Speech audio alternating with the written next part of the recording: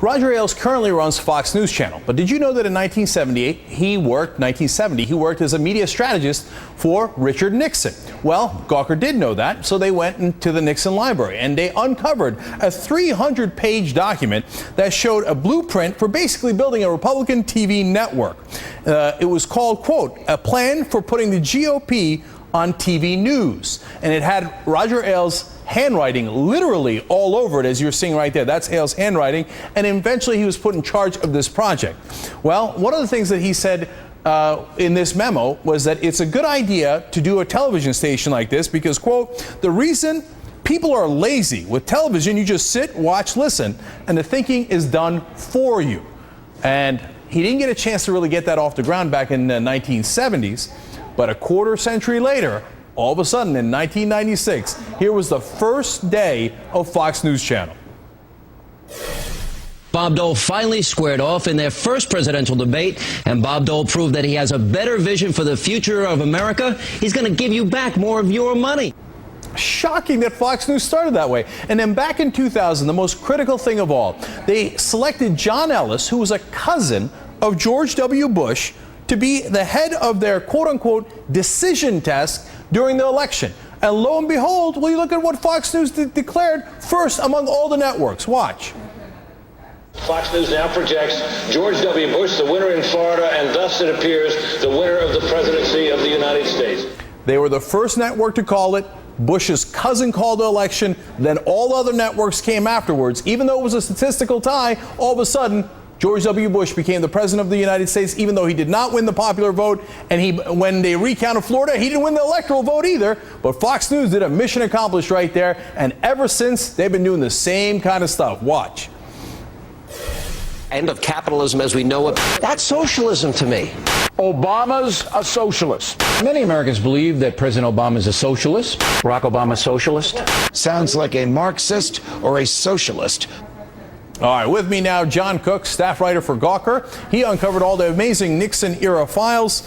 Great job in finding this, John. You must have been excited when you found this, and you're like, oh, my God, they had the plan all along. So tell me what the original plan was. It wasn't to start Fox News Channel. It was to do what with the media? Well, what they wanted to do, they saw the network, the national networks, as the enemy, and they wanted to try to get the GOP viewpoint around them. So they realized that a huge, I think it was 57% of Americans at the time got their news from local stations across the country. So they said, look, why don't we create news content, interviews with Republican lawmakers and governors, et cetera, and then send that news content directly to the local stations. And then that's how we'll never get our point of view, according to them, across over the networks, but we can just take it directly to the local station. Well, the idea was to circumvent the network's decisions and give them propaganda, basically Republican propaganda. Later, Roger Ailes would get involved in the 1970s and trying to do an actual station with nothing but Republican propaganda. But, you talk about the dirty tricks in there, and this is really interesting. Tell me about how they wanted to use Democrats to get across their ideas. There's a memo in the files that from one of Ailes' underlings saying that they were going to pull the plug on a program that he was producing that was going to feature two pro-war senators, Senator Stennis and Senator McClellan, two Democratic senators.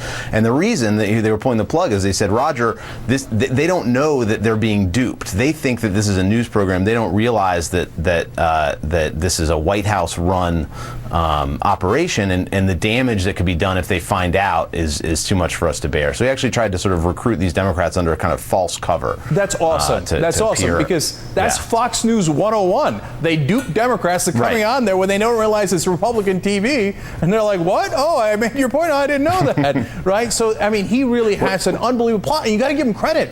And look, not just in coming up with this strategy, which was in a lot of ways brilliant, but let me give you one thing from your own report, which is amazing. You talk about when how carefully they manipulated the media.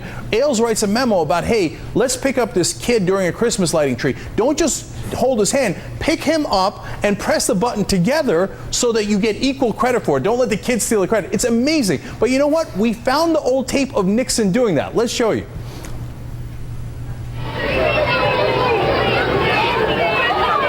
Well, you're of the middle. I'll let you.